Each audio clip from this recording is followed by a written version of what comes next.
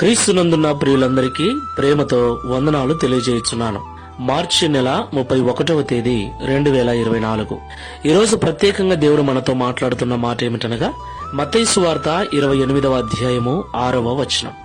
ఆయన ఇక్కడ లేడు, తాను చెప్పినట్టే ఆయన లేచి ఉన్నాడు. ఆమెన్. ఈ మాటలు వింటున్న ప్రియ సహోదరి సహోదరులారా, మీకందరికీ మొదటగా మన ప్రభువును రక్షకుడైన యేసుక్రీస్తు ప్రభుల వారి పునరుద్ధాన శుభాకాంక్షలు తెలియజేస్తున్నాను. ప్రియులారా, అందరూ బాగున్నారు కదా? నిజంగా ఈరోజు ఎంతో శ్రేష్టమైన దినం. మనల్ని పాపం నుండి విమోచించి నరకం నుండి రక్షించుటకు శుక్రవారం దినమున చనిపోయినటువంటి యేసుక్రీస్తు ప్రభుల వారు ఈ దినమున ఆయన పునరుద్ధానుడై లేచి ఉన్నాడు. ఆమెన్. పునరుద్ధానం అంటే తిరిగి బ్రతకటం, తిరిగి లేపబడటం.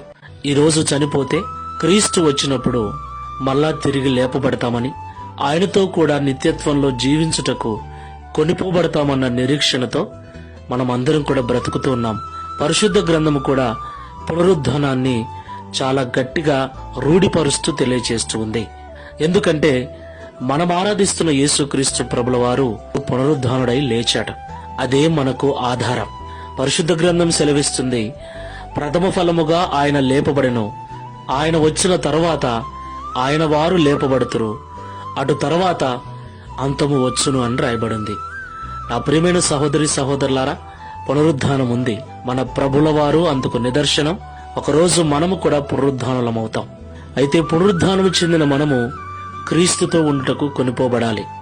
అలా కాకుండా నరకంలో కాలిపోవుటకు కొనిపోబడినట్లయితే ఆ జీవితం ఎంత దుర్భరంగా ఉంటుందో ధనవంతుని చరిత్ర మనకు తెలియచేస్తుంది. కాబట్టి మాటలు వింటున్న ప్రియ సహోదరి సహోదరుడా, ఒకసారి మన యొక్క జీవితాలను పరిశీలన చేసుకుని ప్రార్థన చేసుకుందాం. పునరుద్ధానుడైన యేసుక్రీస్తు ప్రభువా, పరిశుద్ధమైన మీ నామమునకు స్తోత్రాలు. మరొకసారి నీ పునరుద్ధాన దినమున సజీవులమై నీ వాక్యమును ధ్యానించుటకు మీరు చూపిన కృపను బట్టి స్తోత్రాలు. ప్రియ తండ్రి, ఈ దినమున మరణమును గెలిచి మీరు తిరిగి లేచారు.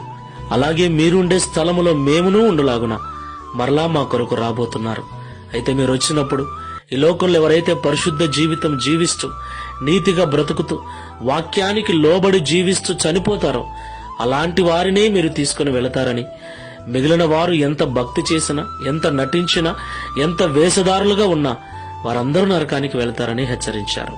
ప్రియ తండ్రి, ఈ మాటలు వింటున్న మేమందరము ఈ పునరుద్ధాన దినమున నిశ్చయముగా ఒక మంచి తీర్మానం చేసుకుంటకు సహాయం చేయండి. మేమైతే నీ రాజ్యంలో ఉండాలనే ఆశపడుతున్నాం. అయితే అందుకు తగిన జీవితాలను మేము జీవించినట్లుగా మా హృదయాలు తెరువమని, ఈ ప్రార్థనలో ఏకీవిస్తున్న వారికి అందరికీ అట్టి మనసును అనుగ్రహించమని, ఈ పునరుద్ధాన పండుగ వేళలో ప్రతి కొరతను తీర్చివేసి సంపూర్ణ సంతోషము చేత నింపి నడిపించమని యేసు నామములో ప్రార్థించి వేడుకుంటున్నాము తండ్రి. Amen. Praise the Lord. God bless you.